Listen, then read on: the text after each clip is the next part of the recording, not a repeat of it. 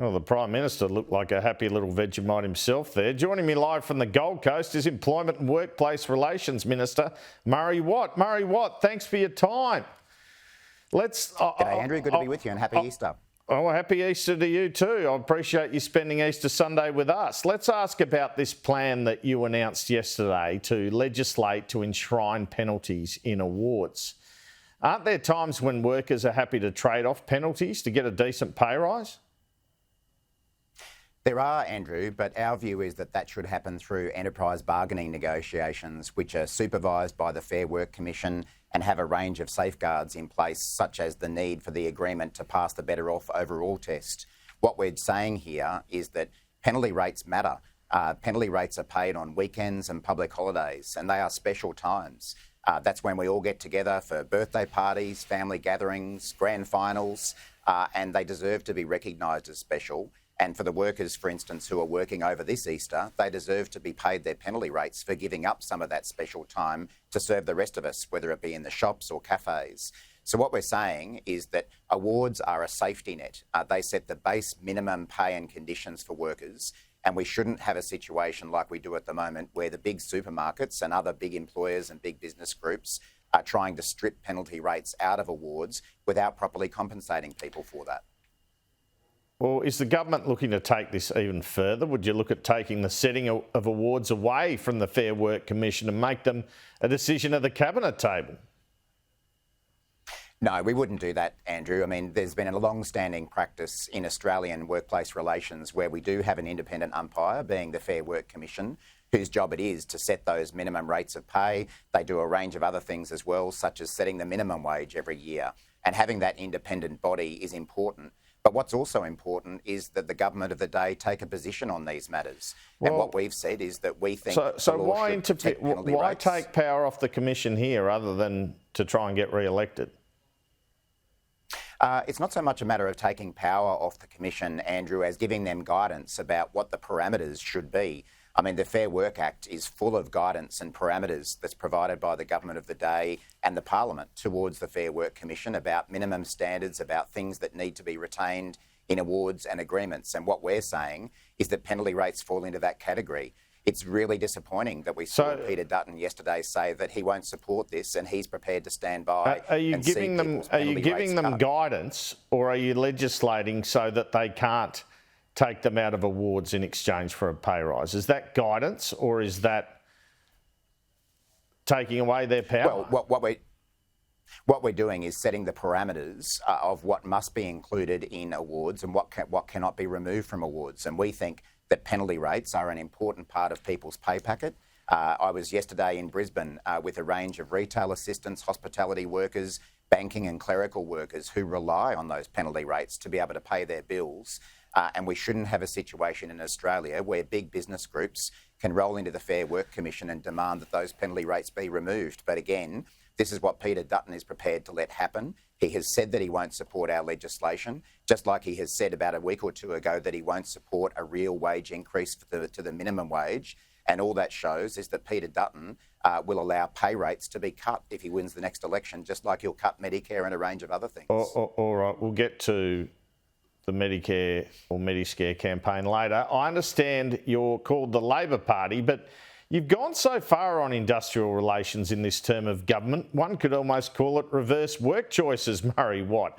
Hasn't this made life just a lot harder for employers? What you've done on casuals, on the right to disconnect, now on penalty rates, on not allowing employers to get the Fair Work Commission to trade in them for pay rises. Isn't the problem that you put so many things in the way of the private sector hiring people, so many extra costs, that the growth in employment has been in the public sector, and that's a big concern for the economy going forward?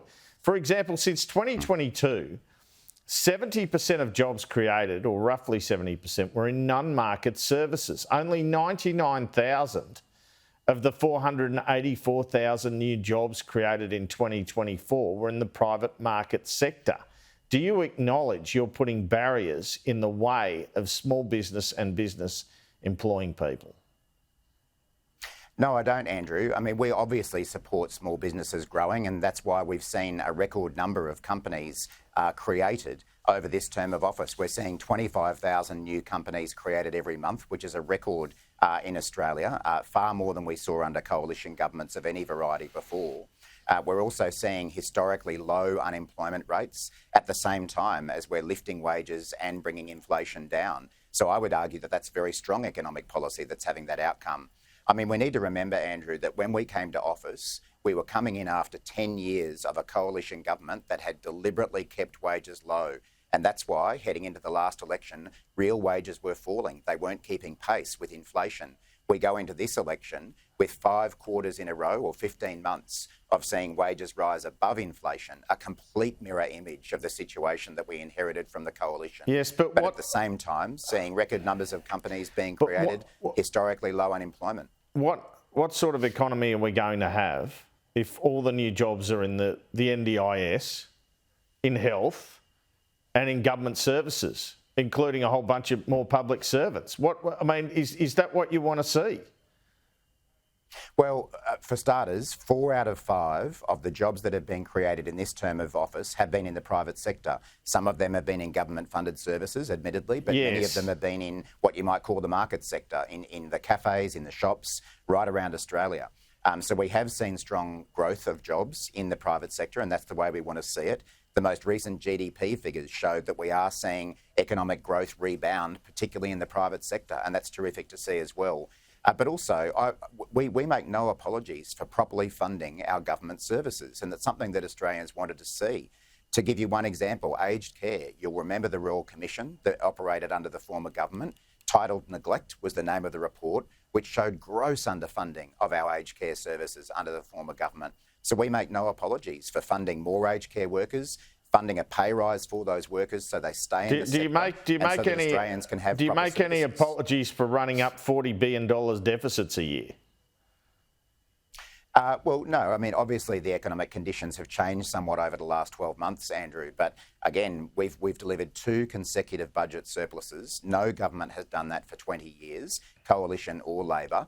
And that's been the result of some hard work by Jim Chalmers, the Prime Minister, Katie Gallagher and the ERC to find nearly $100 billion worth of savings over the course of this government. So, we do think that we can look back at our economic record, demonstrate that it's been responsible, delivering those surpluses, paying down enormous quantities of Liberal debt. We've paid down, the national debt is $177 billion less than it was under the coalition when we came to office. And as I say, at the same time, keeping unemployment low, more than halving inflation from what it was, and finally seeing wages grow above inflation again, which is the way we want to see things continue.